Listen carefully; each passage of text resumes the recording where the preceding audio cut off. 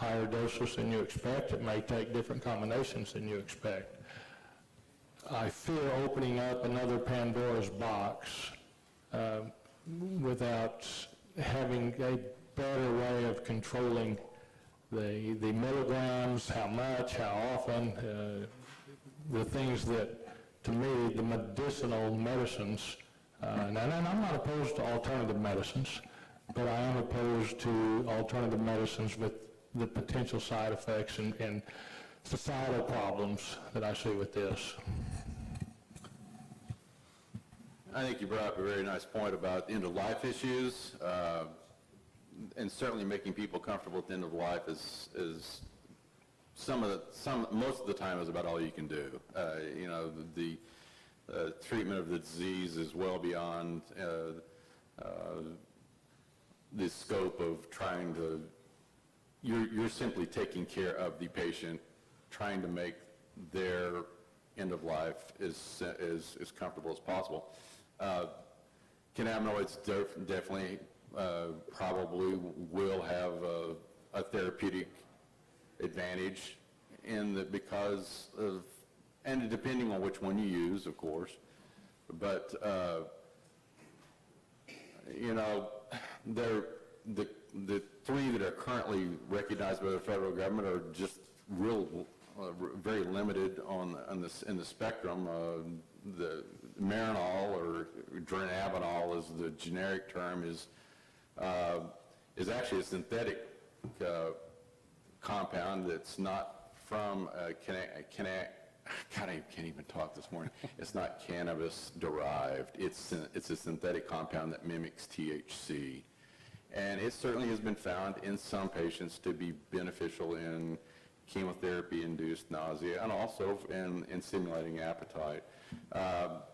That's pretty much all it's related to. There's another compound that's used for emesis in patients that have chemo that strictly is addressing one specific receptor in the brain.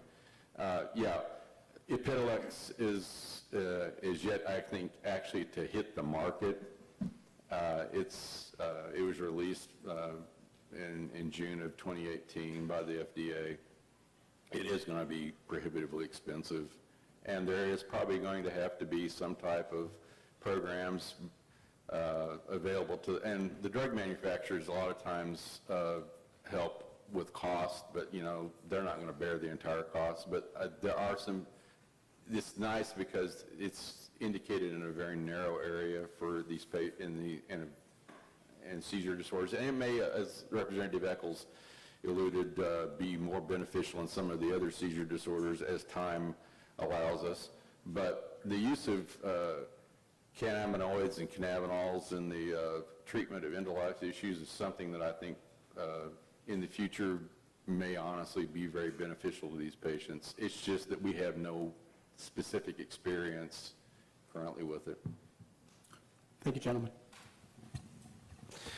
Thank you very much. I see no more in the queue, and so we will be taking a break. Before we take the break, I want to thank you guys for being here. I know doctors get paid for seeing patients, not for coming to the Capitol and talking to us, so I appreciate you taking the time to be here. I also want to briefly, I guess, prepare us for the public comment period, and so I have the list of people, or at least the first page of the list of people who have signed up to speak. I would like to call the first 6 people who are on the list. For those of you whose names I call, if you would meet one of the sergeants, which is the guys in the red coats, we'll meet you over in this corner to begin kind of getting us ready to go into that. Our goal will be to move through and to have as many people speak as possible during this time. And so we will, again, we'll take a break before we get started, but for these 6, if you would meet the sergeant over in this corner, and some of your handwriting is as good as mine, so we'll try our best to, so Chelsea Kennedy Ron Marlette, John Pettyjohn, Andrew Vinnick, Sarah Willauer, and Leslie Collum. If you six would come over here and they'll kind of talk to you about how we're going to move forward. With that, we will take a 10-minute break, so we will start again at 10:32. Fun place to live up on Grand Lake.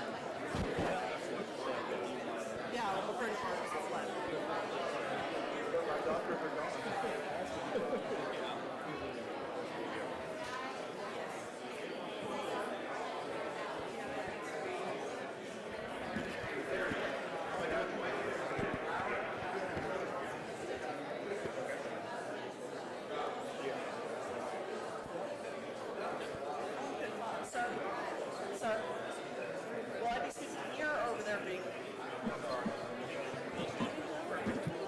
Appreciate that. Actor?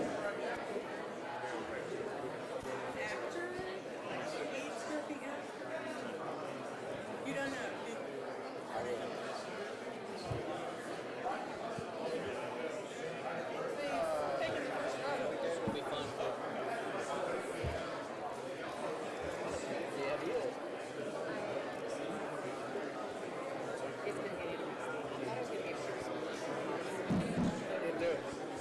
That was good. Yeah, I thought that was good. I'll really feel it, actually. All right.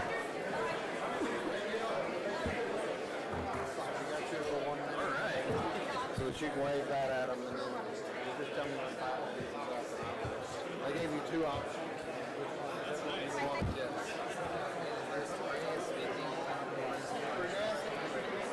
Oh, he is? Okay. Okay.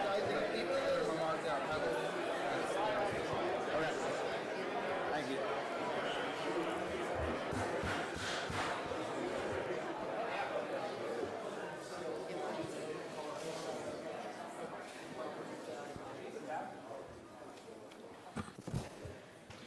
All right, thank you very much. We will be back in order.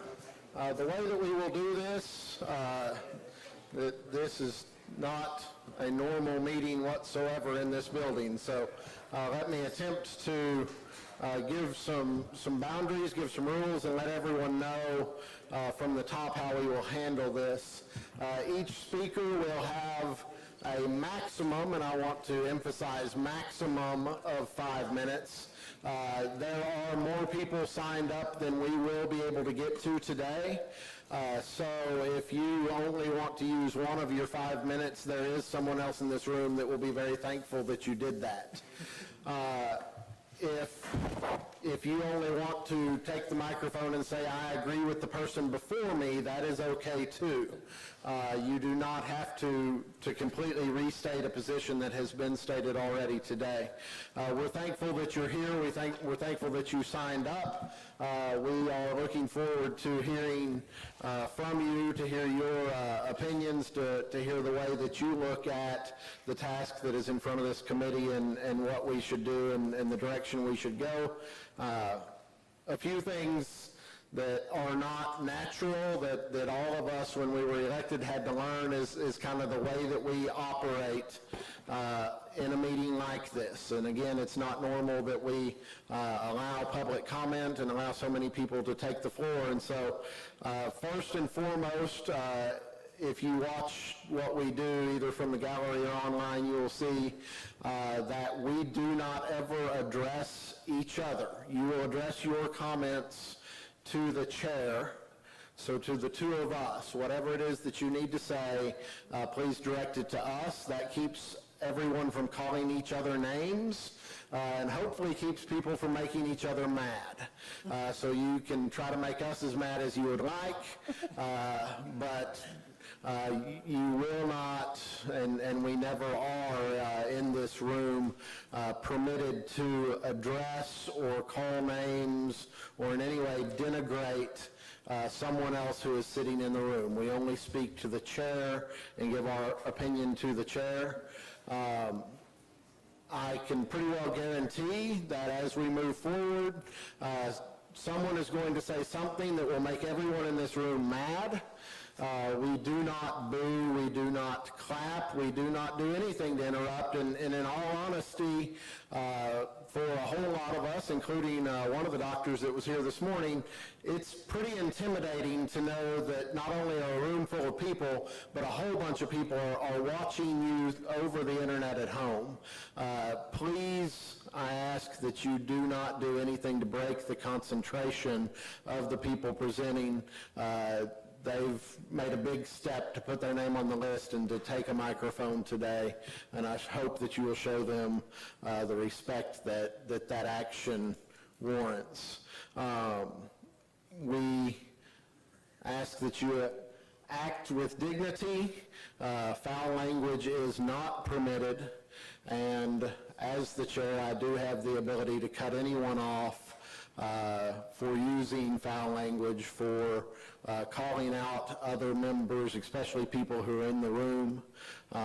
Those things are not tolerated ever in this room during meetings. So with that, we're going to start. Mrs. Kennedy is going to give her testimony from her seat. Most people we will ask if you can, if at all possible, you would come to the podium here. Gives you the ability to talk directly to my co-chair and I. My partner over here is going to be our official timekeeper. He has a sheet that will tell you when you have 1 minute left. At the 5-minute mark, I will stop you even if you're in mid-sentence. We very much want to hear from as many people as possible, and so I will be as strict as I possibly can on the 5-minute timeline. With that, I will turn the microphone over to Ms. Kennedy, and your 5 minutes have started, and thank you very much for being here. Thank you for allowing me this opportunity to speak to all of you. Through this process, I have been extremely impressed by this committee and their dedication to support the will of the voters. My name is Chelsea Marlette Kennedy, and in 2017, I helped found Patients and Activists for 788. After working through all of the other petitions and working very hard. We are a patient-based organization seeking to advocate for patients. We feel that most of the plans presented here are good for patients. However, we do have some concerns. We are deeply concerned about any language that would limit the number of dispensaries. A free market approach lowers the cost of medicine for everyone, and many patients are struggling to make ends meet as it is. We are concerned about allowing municipalities to decide the locations and hours of dispensaries. It's already happening in places like Yukon and Cushing, making it extremely difficult to find a location in which a dispensary would be allowed. Medical centers and pharmacies do not face these sorts of regulations, and these sorts of regulations should not be put against medicinal cannabis. This would prevent patients who often struggle with transportation from having access entirely. We would like to see a low-income program implemented by dispensaries wherever possible. Cannabis is expensive and insurance does not cover it. A friend of mine, Chris Molsness, who unfortunately could not make it today, has already designed one for veterans, and we'd like to see it implemented for low-income patients statewide. Many patients will not be able to afford this life-changing medicine without it. We would like to see a patient advocacy department of the Oklahoma Medical Marijuana Authority, preferably directed by patients. This department would serve as a protection for patients in the event that they have negative outcomes as a result of poor quality product. You now have the opportunity to help craft a program that benefits the people, that eases suffering, and allows for opportunity. We can show the nation, once again, what the Oklahoma standard looks like. Thank you. Thank you very much. Mr. Marlette, if you would like to take the podium. I appreciate you being here, and your 5 minutes have begun. Mr. Chairman, Mr. Co-Chairman, thank you so much for allowing me the opportunity to speak today. My name is Ron Marlette. I'm a clinical social worker here in Oklahoma City. I've been practicing for 42 years. That work has been in mental health. I work closely with physicians and psychiatrists over that time. I have had extensive experience in treating Vietnam veterans with combat-related PTSD. Over the past 15 years, I have visited residents in nursing homes. It's estimated that 22 veterans commit suicide every day. And unfortunately, due to federal law, physicians are hamstrung as to how they can treat. Predominantly, veterans with chronic pain are treated with opioids, and with PTSD, they're treated with the substances called benzodiazepines, such as Valium or Xanax. Both of these substances are addictive or potentially addictive.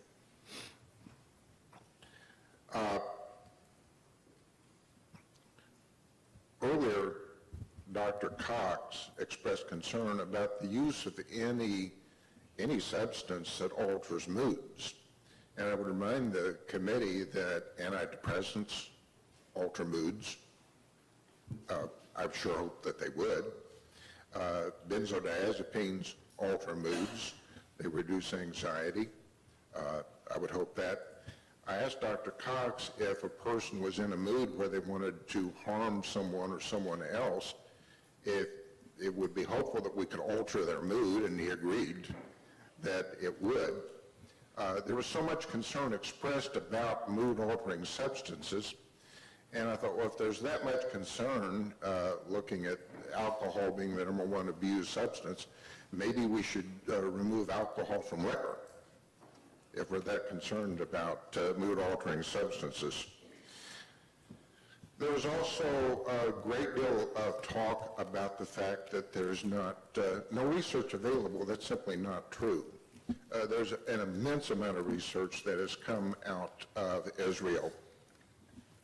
There is a doctor there who named Raphael McCullum, who basically rediscovered the endocannabinoid system.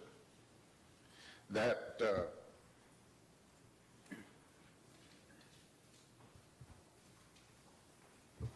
system is represented in this photograph. This system has been in the human body forever, which would suggest to me that human beings have had a relationship with cannabis for as long as human beings have been on the planet. Otherwise, I'm not sure how that system got in the human body.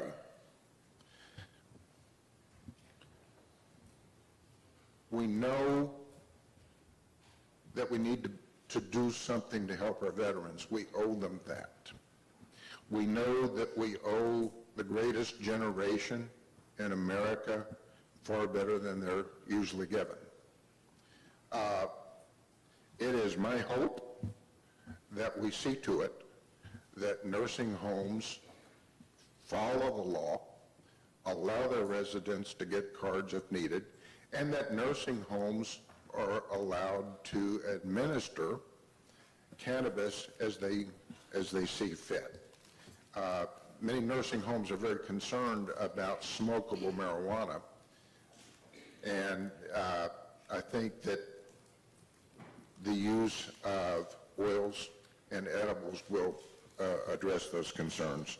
As a social worker, it's my concern and my passion that my clients have access to every resource that can help them cope more effectively.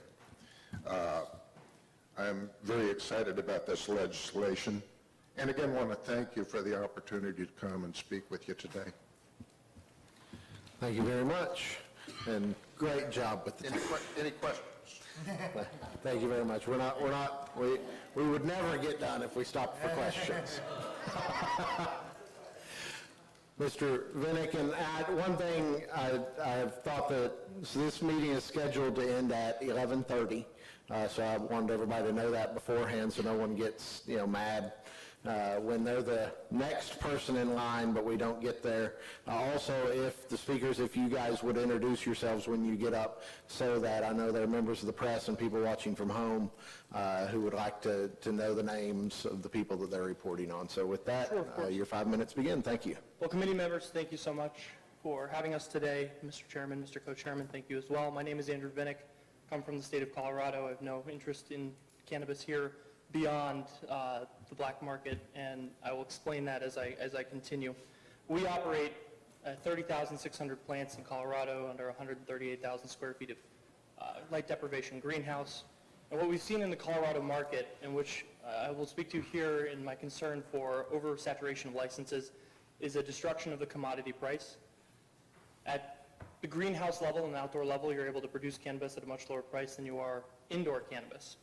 And the concern with having too many licenses in the market is that commodity price is then reduced, obviously making it more easier for patients to acquire in terms of price, but for the producer, you create a situation where you would be selling at or too near or below your cost of production. And that becomes massively important when you consider that we're still taxed under Federal Code 280E, which does not allow us to deduct anything below cost of goods sold. So SG&A, none of that's deductible. We're taxed at top line revenue. And what you'll see here is that if you allow that commodity price to decrease because of oversaturation of licenses, you'll end up with a situation where you have fine men and women who are trying to get into this industry and make it succeed, or they're having to pull strings, potentially divert product to the black market because of oversaturation, because they're not able to make up on their taxes what they would ultimately either have to not pay or pay little of in terms of bottom line profit. You could, and we've seen it in Colorado, have dispensary owners and cultivators who have brought zero or negative numbers down to their bottom line and still owe taxes. And this is then where the IRS comes or local authorities come and lean on these individuals. There's no bankruptcy protection in cannabis either. It's a federal protection. It's a protection that cannabis cultivators and store owners will have to forego by entering into this market. I know education is a paramount piece to Oklahoma and something that's discussed often. There's an example just up the road from a couple of our facilities in Colorado is a lady whose husband entered the Colorado cannabis market, and he unfortunately passed, leaving on the company to her. She's a school teacher, and because of her inability to file for bankruptcy because of 280E and that being a federal protection rather than something that cannabis consumers, or excuse me, cannabis producers can access, has had to go through her life savings to just maintain the business and wait out trying to find a buyer. Because of that oversaturation of available licenses in Colorado, she's yet to find a bidder, and you're seeing a tremendous amount of investment that was in Colorado because it was exciting, because they thought it was a massive profit center, cannabis, realized that no, we can't really make money, at least efficiently, unless we were to take it public in Canadian markets or something like that, which then becomes another element for you all to consider.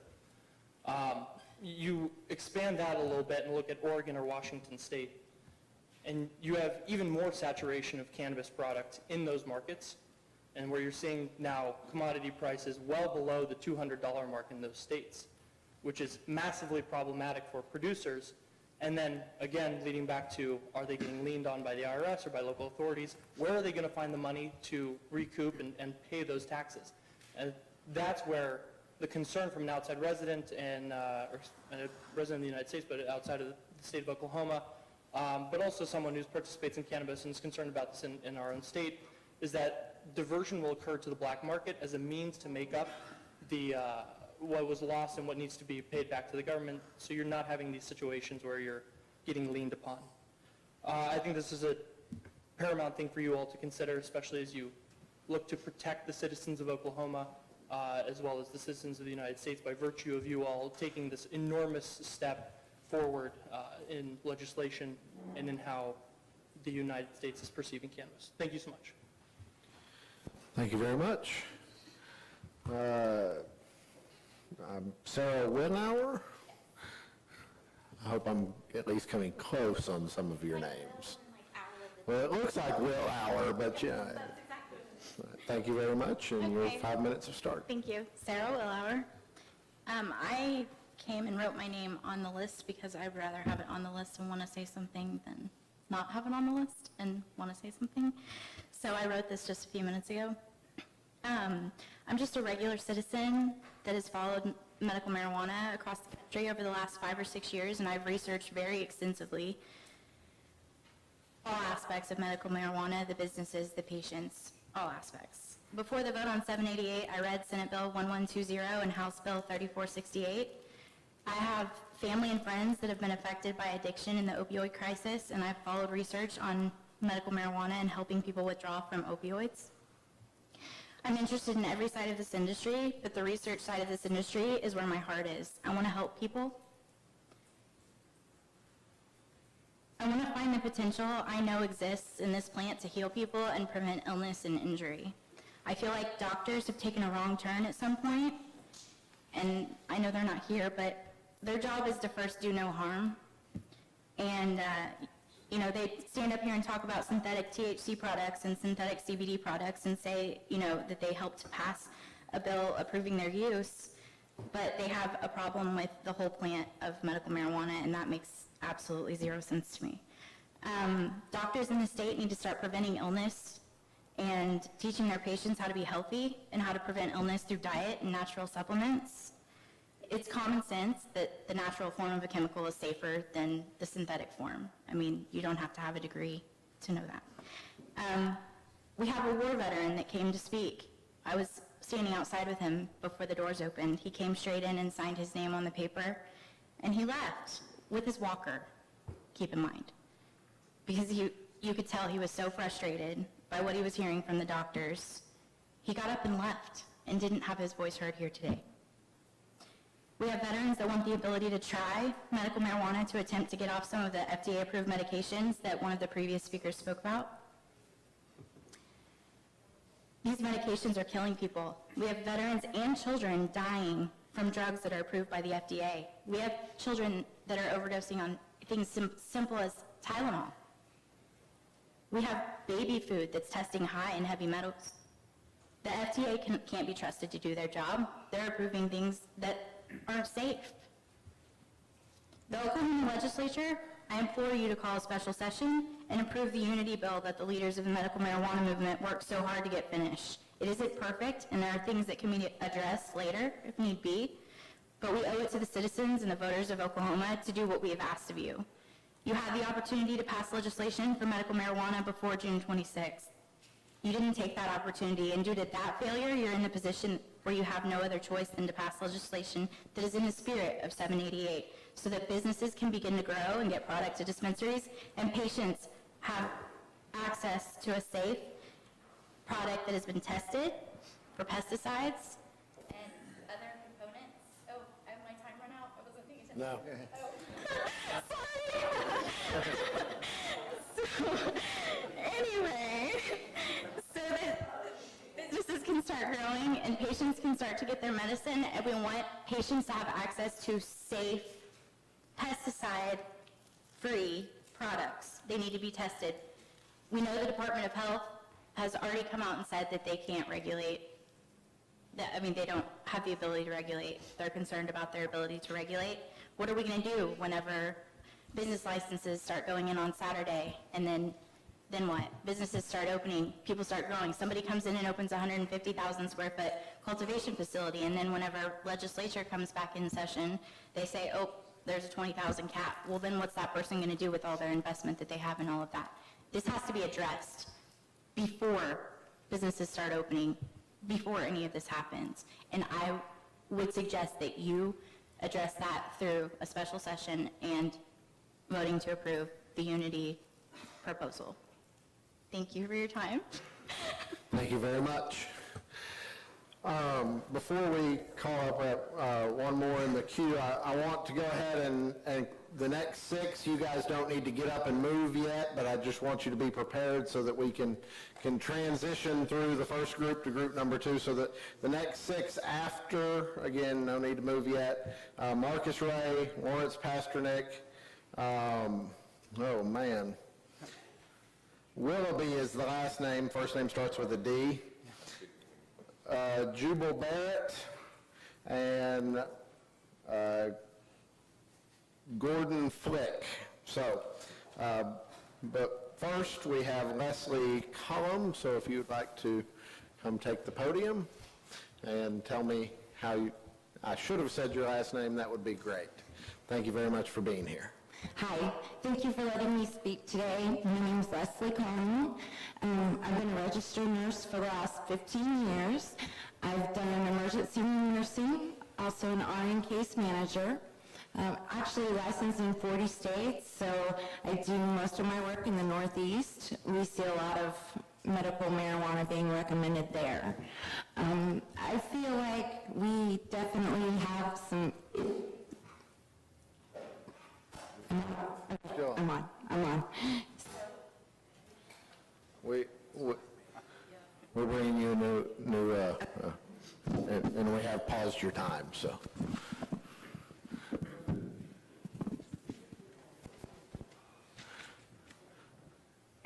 Okay, am I good now?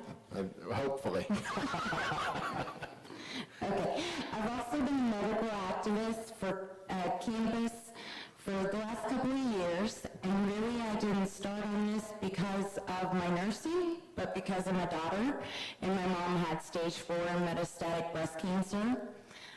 She used cannabis butter, put it on toast, help with the nausea, help with the pain. It's probably the only thing that gave her an appetite, allowed her to eat. Otherwise, she laid in bed, miserable, nothing by mouth.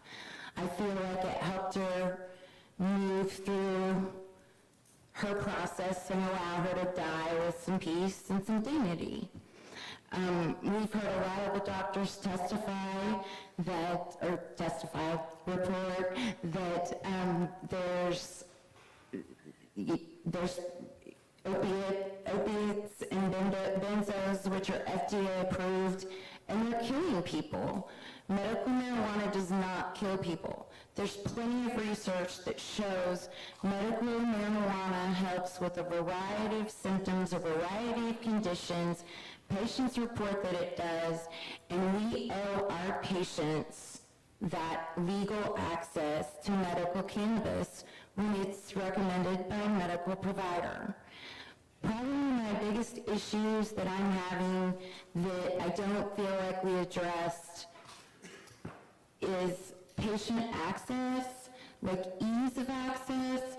For instance, we have a place at Lake Texoma, and I know everybody in Durant, which Durant is fairly large.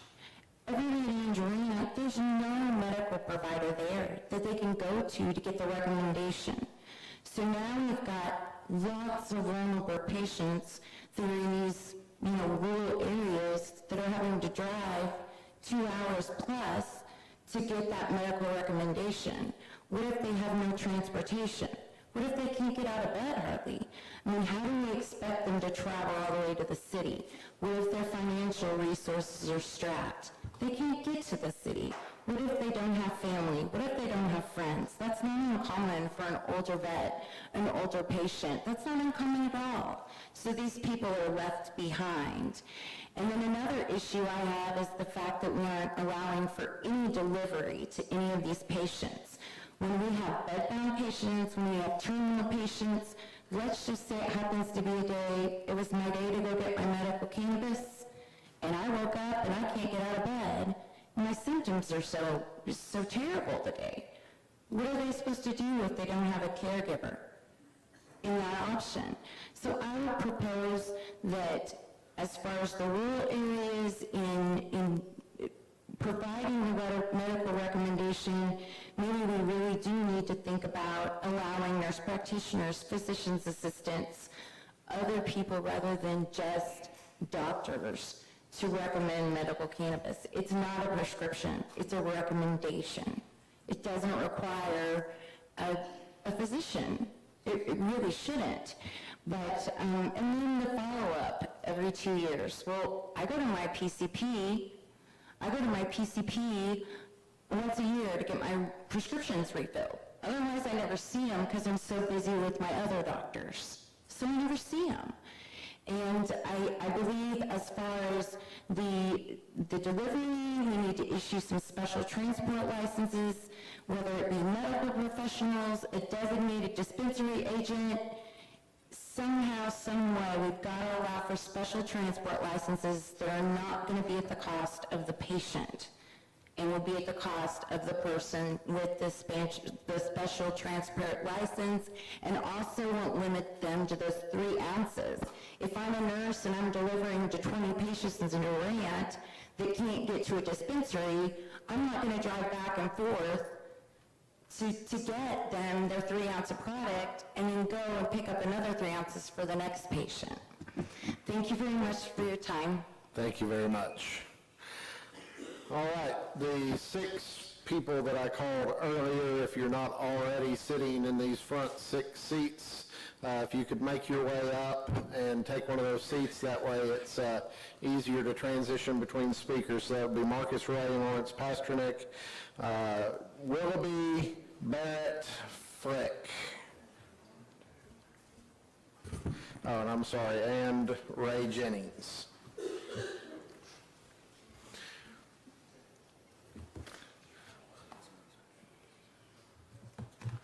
All right, so Marcus Ray.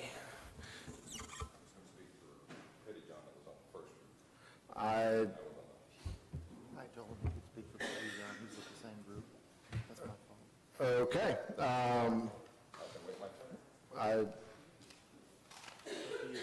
No, you're chairman today.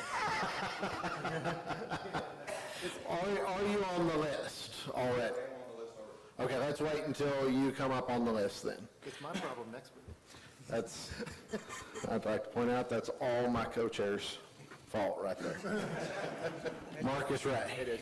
Thank you, Mr. Chairman. If you could, I'm sorry, you got a knee brace on, gotcha. Well, I pulled it off, but it still hurts a little. I've seen you limping around, so absolutely Thank you, go sir. from there. Thank you.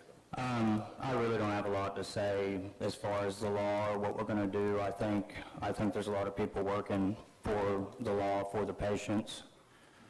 I just want to extend my gratitude to the committee, the working group, you gentlemen as the chairman, for what you've done to make sure that we do keep things moving. I was just going to say, I don't know if anybody's kind of following, in Ohio, they've been working since 2016 on their law, and they still are looking like they're going to miss their deadline for this fall. And I think what we're doing in such a short period of time is nothing short of a miracle.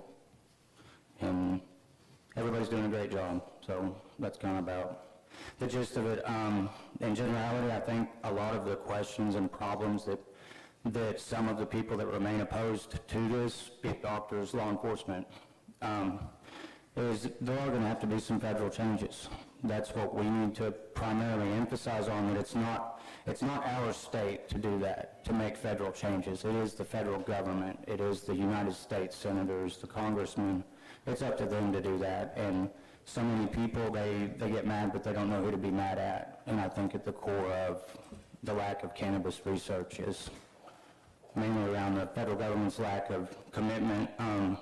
Just some quick numbers here. In 2017, the DEA had 1,040 pounds of cannabis produced for research purposes. 2018, they first projected 978 pounds would be satisfactory, and now they're going to claim that they're wanting 2,500 pounds is what the demand is up to. I don't know if that has to do with what the FDA is doing with the $5,000 a month drug or whatever. That's neither here nor there, but now they're wanting 5,400 pounds in 19. So I do think that the demand is increased for the federal government to look at this as a good alternative, a cheaper alternative, and albeit more effective. And once again, the working group members, you guys are coming here in your time off, and I think you guys are doing a great job. Thank you very much. Lawrence Pasternak.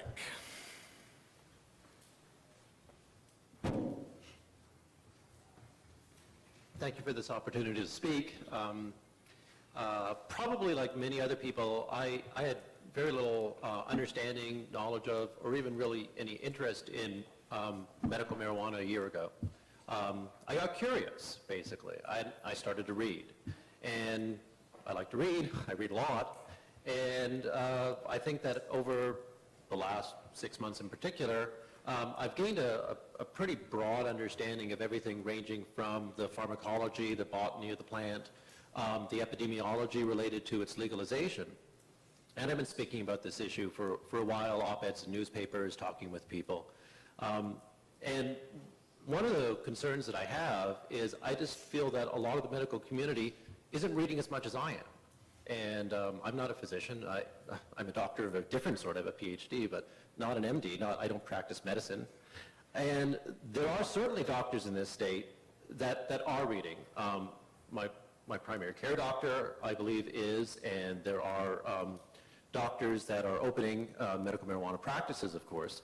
But there's, I just did a search last night on PubMed. There's 18,000 citations to works on cannabis. There's 28,000 citations to works on marijuana, and hardly, of course, have I or anybody else read all of these, but I've read probably a few hundred of them. And just a few things I could point out, maybe to speak to some of the issues of the physicians that were here earlier. Dr. Mullins indicated that he's not able to discuss marijuana with patients. Well, there's actually a Ninth Circuit Court decision, 2003, that recognizes that physicians are First Amendment protected to be able to discuss marijuana, or pretty much anything else for that matter, with their patients. They can't prescribe it. However, they could discuss whatever they'd like to with regards to marijuana. So physicians can be educated and can have those informed discussions with patients. There's nothing that's preventing them legally from doing so. With regards to Dr. Cox, one of my concerns was that he indicated that he supported Marinol's legalization in the state because it was not psychoactive. But Marinol is a synthetic form of THC. It binds to the same receptors. And if you were to just look at a prescription insert, if you were to just do Google Marinol, you will find a list of psychological effects, including everything from euphoria to anxiety to somnolence. It has the same profile as THC. Marinol basically has the same effect as purified THC on individuals. The difference is it's made in a lab as opposed to made in a plant. Well, now the question is there any benefit to the plant form? And one concern that I have is that if, for instance, I think it was the July 10th version of the Department of Health regulations, where they were going to ban smokable versions and allow edibles. One of the problems with edibles, with purified THC edibles in particular, is that it doesn't go along with, it doesn't include CBD, doesn't include the terpenes that modulate the effect of the THC. And so THC on its own causes more extreme psychological effects than when it's moderated by CBD, when it's moderated by terpenes. So the physicians, I suppose, who are promoting THC edibles were actually promoting something that was less good for a patient. Let me add to that the edible form of THC is metabolized through what's called first-pass metabolization through the liver. it converts into another molecule called 11-OH-THC, which is even more psychoactive than THC. So if a physician were interested in only allowing their patients to use edible forms of THC, they're actually going to get more psychoactivity out of that than the natural product, the product that would include CBD, include other cannabinoids, include terpenes. So my overall encouragement to the physicians of this state is read. There's a lot out there. Ethan Russo, for instance, is America's, in my opinion, America's leading researcher in cannabis. He's an MD, and start with his work. There's a lot that's easily accessible through these wonderful little devices that we have in our hands called cell phones or in front of a laptop or a tablet. You can do it. Thank you. Willoughby.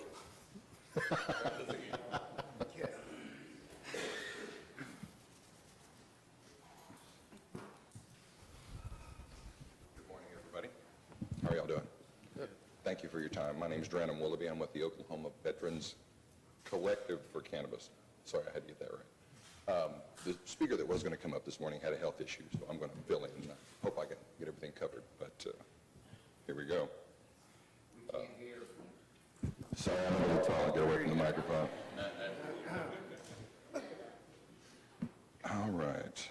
Thousands of Oklahoman veterans are in crisis, struggling to afford medicine for their ailments, struggling for the medicine itself, and with the medicine itself for that matter. Most of the veterans are uninsured or lack the benefits to receive a quality of life worth living. As you heard previously, number 22 veterans a day commit suicide. We understand that. But what we're trying to do is medicate them on another level where they're not in pain, because they're substituting a temporary fix with the pain medication that they have now versus the actual medicine itself. Sorry, excuse me, I got lost in my reading here. Give me just a sec. For many of the vulnerable veterans, they rely on the state for help as well as the VA, whether it be the Veterans Center or outreach programs or otherwise. The state itself should take responsibility for the deep-seated issues facing the veterans today by keeping an open mind towards the potential solutions, including those involving cannabis. They can contribute, sorry, this is notes from somebody else and I'm having to fill through. By keeping an open mind towards all potential solutions, including those involving the use of cannabis, they can contribute to bettering the lives of thousands of Oklahoma veterans as well. Now, with that being said, I'm going to throw a couple of numbers out there. There are almost 150,000 veterans registered with the VA in the state of Oklahoma. And about 1/3 of those veterans aren't even receiving any benefits whatsoever at all, whether it be housing assistance, medical, any whatsoever. So what our program is trying to do here, our team is working, excuse me, our team is working with researchers at the University of Oklahoma, as well as medical experts in the cannabis field, for the Veterans Collective to find avenues to conduct research into the effectiveness of cannabis for PTSD treatments, determining the current precipitation and usage of medical cannabis among the veterans, and to identify key veterans groups which to target, as well as work with anybody that would be willing to use us to find as the doctors were mentioning earlier, what is the word I'm looking for? I'm sorry. I hate to tie y'all up here. I know I'm wasting time. You're doing great. At wasting time? Thank you. Basically, we're trying to help as many of our veterans as we can. We all know that there's a problem there, whether it be financial, medical. A lot of them are suffering from health problems due to the medications. Right now, as of 2017, I believe the last number we had was a little over 46,000 veterans that have no help whatsoever at all. And we're trying to protect not only them, but the ones that do have benefits. I mean, we all are looking for a better quality of life, but we need your help on this one. All right, guys? Through the support of y'all, the legislators and the lawmakers, and higher educational institutions, large veterans organizations, the Veterans Cannabis Collective, would like to be able to take the next step in helping deliver affordable as well as comparable medicines to everybody, not just veterans. But we are speaking for veterans in general. And with that, I will close. Thank you, guys. Thank you very much. Mr. Barrett.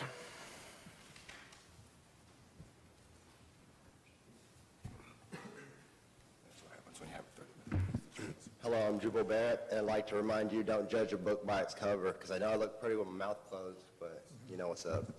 So, I would like to speak about the local license fees and restrictions. I don't think the local entities should be able to restrict local license.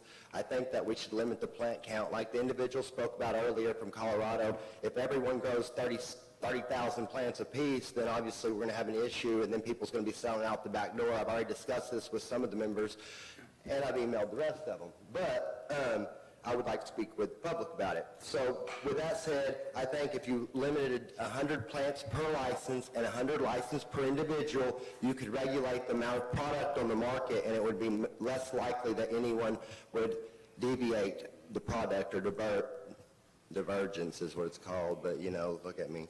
Okay, so second thing is if you do it by square footage, that doesn't really help anything, because you could take the Devon Tower, take all the floors out of the building and go a vertical grow to the top of the building, and then square footage wouldn't matter anymore. It's not square footage, but cubic, thank you, sir. Cubic feet that actually would limit the amount of space that was utilized. The next thing is, thank you for considering re-legalizing medical marijuana. And you're like, what are you talking about re-legalizing? Well, in 1934 in the Merck Manual, it was actually cannabis USP. The active constituent is cannabinol, an oily green liquid contained in the resinous exudate from the drug, hypnotic and analgesic, sedative, uses in turn in sedative mixtures for neuralgia, migraine, hysteria, neurasthenia, mental excitement. I get mental excitement personally. I get excited and I start getting going, you know what I'm saying? So obviously, if I had a joint in my pocket, I could bust it out and I could show you scientific evidence of how it cures that condition. But that would be not legal, but it would be lawful because it ain't against God or my God. But either way, that's not here nor there. So I would like to drop this book. I would just like to say that this is the Merck Manual from 1934, and this is pharmacopoeia before the federal government intervened with their Schedule 1, which really didn't make sense since it was already a medicine. All right, so the next thing, jails and prisons. The guy was like, let's take a tour of a jail. Believe it or not, I've taken a tour of a jail from the inside. I faced life in prison at 20 years old. They say that they don't want to cause no harm. Well, if I would have smoked a pound of weed, what form of harm would it produce greater than me ruining my whole life, basically, to get in this position because someone else did something that I was unaware of? So that's another issue that's not here nor there. The other thing is, in the Beaubier's dictionary from 1934, if you look up jail, it says we have no prisons. We have no jails or prisons in 1934. So before we went to the federal rules and so forth, we didn't have the issue with crime that we have now. You can manufacture crime by writing laws. You get rid of laws, crime goes away. We make marijuana totally legal right now. All of a sudden, a bunch of people aren't criminals. We just reduce crime. I know, it's funny, but it's true. And the truth is funny, and that's what makes it funny. So, no laughing, no rules. So, like I said, in 1934 there was no prisons. Now we have the largest prison population on the planet. Me personally, I might do 2 years tomorrow for talking. This country's came to the point where you can't even speak without possibly being locked up. But that's neither here nor there. That's tomorrow somewhere else. So, should we afford opportunities to promote new medicine to the sons of the men who outlawed the original medicine? I don't know. I really don't know. I don't know the answers to lots of these questions. I just know that the evidence presented may not have been in the purest light.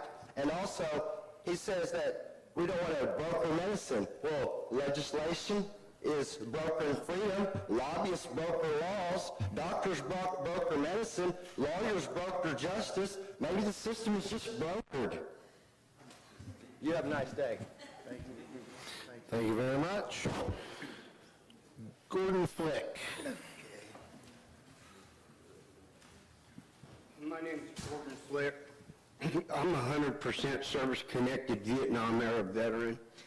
I have no less than 5 providers at the VA, none of which are able to write me a recommendation.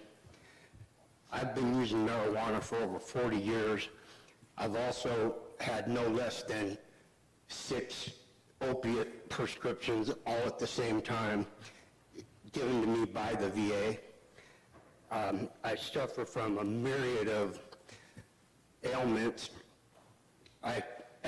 In 1997, I tried to be one of those 22 veterans that die every day. And since then, I found that if I use marijuana, it relieves almost all of my symptoms. I'm shaking here, I'm in great pain. I have anxiety, bipolar disorder. I have pain that runs through, they say it's from nerves.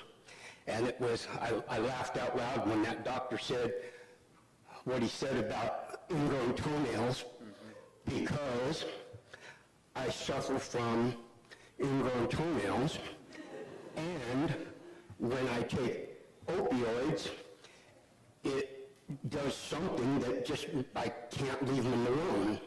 And when I use marijuana, I don't have those feelings. I get very calm, I get very peaceful, my pain goes away.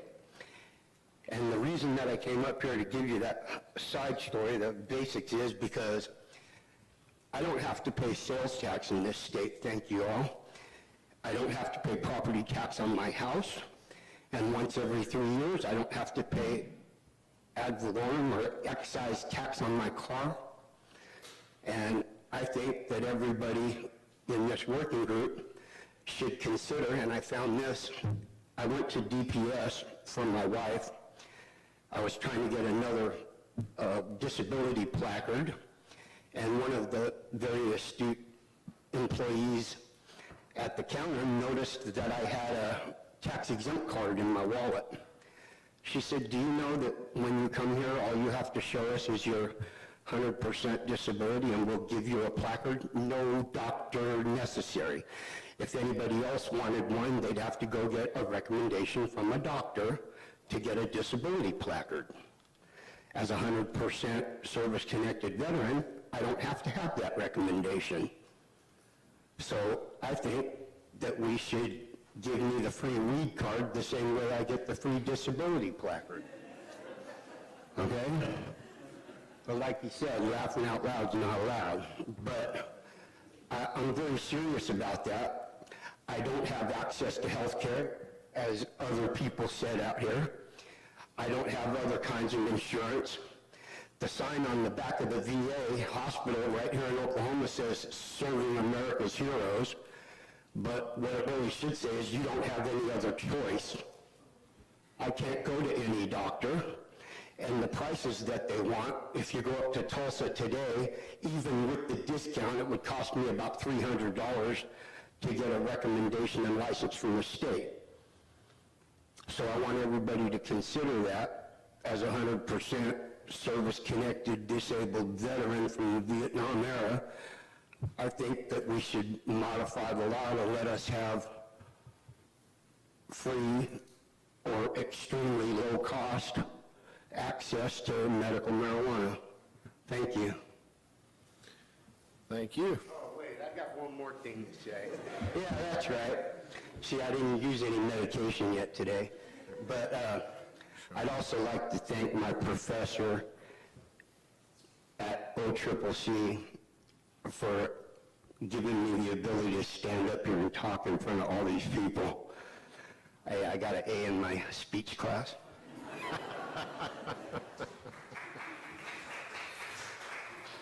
All right, we have 1 minute left, so Ray Jennings.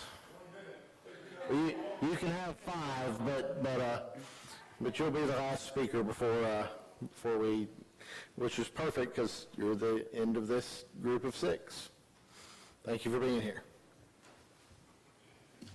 First of all, thank you. My name is Ray Jennings. I'm the OMMA Food Board Standards Patient Advocate. I'm also a disabled veteran. I'm part of the group this gentleman introduced to you earlier. Our goal as part of that group is to make sure all veterans everywhere has access to what we believe is a God-given plan, and they don't have to pay anything for it. We're here to help them. We're a nonprofit, and we're very proud of that. The second thing I am is a patient. I'm a stage 4 cancer survivor who used THC oil to survive stage 4 cancer, squamous cell carcinoma. I had a tumor on the base of my tongue and mouth the size of a golf ball. I went through 3 months of cisplatin chemo, and I would encourage you to look that up, and 35 radiation treatments right here that burned me so bad I couldn't function. I had a feeding tube sticking out of my gut. I couldn't eat or drink anything. Smoking marijuana allowed me to fight the nausea that was overwhelming every day of my life. I denied this for months as I struggled to survive and was in bed dying as my wife and 2 sons begged me, please, Dad, try this. But as these 2 gentlemen that were sitting here, and unfortunately they decided to leave, I come from a culture that we were raised in the 60s and 70s, and we were told over and over again the evils of marijuana. Stay away from it. It will hurt you. It will destroy your family. It's no good. Crack the egg in the frying pan. That's your brain. I believed all that, as I think all of us believe that. I'm here to tell you, it ain't true. It is a lie. And if you don't believe that, I want you to write down this number and Google it, 663-0507. If you do not agree with what I'm telling you, and it's your responsibility as legislators to represent us, then you need to try at least make an honest effort to educate yourself. And it starts with 663-0507. And if you can at least do that, then you have no right to represent me or anybody else in this state. That, my friends, is the United States government patent on this very plan that we're talking about today.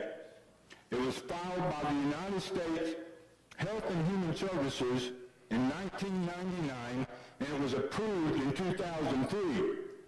And imagine this, it's for cancer, glaucoma, Parkinson's, Alzheimer's, epilepsy, all these horrific drugs that are killing all of us. How many in this room is a stage 4 cancer survivor? That's what I thought. How many in this room have ever had cisplatin chemo? That's what I thought.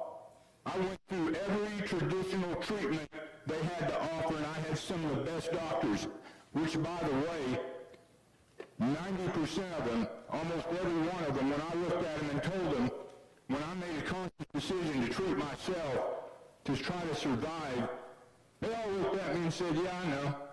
Yeah, we can't tell you that, though, but we know. So how many of you had a mother and a father as you sat there and watched them die of a horrible death? How many of you? And maybe they could take one. My dad is dead. My mom is 82 years old. My father-in-law is dead, 67 years old, worked 38 years at American Airlines, retired 2 years later, lung cancer.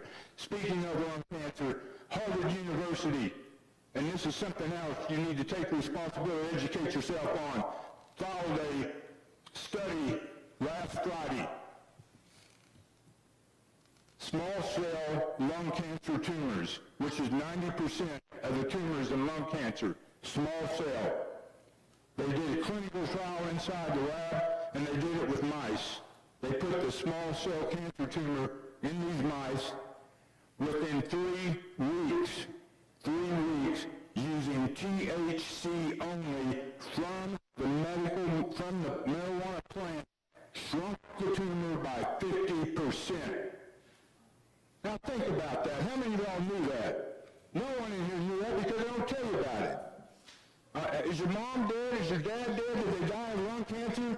Chances are it was small cell. I love my mom and dad. I wish I could go back and tell my dad. Mr. Jennings, your 5 minutes is up. Sorry. Thank you very much. Thank you for being here again. If anybody wants to give me their time, I would gladly take it. I would pay for it. I'm serious about that. That unfortunately is the end of our time for today. For those of you who were on the list and were not able to speak, we apologize that we ran out of time. We knew that there would be a lot of people who came wanting to speak. We know that through the emails that we get, through the emails especially to our office of people requesting to speak. So we're happy that we were able to at least get through some of those today. With that, don't know if my co-chair has any comments to make, but this will conclude our meeting for today. We will be back here 9 o'clock again next Wednesday. And again, thank you all for being here and for participating.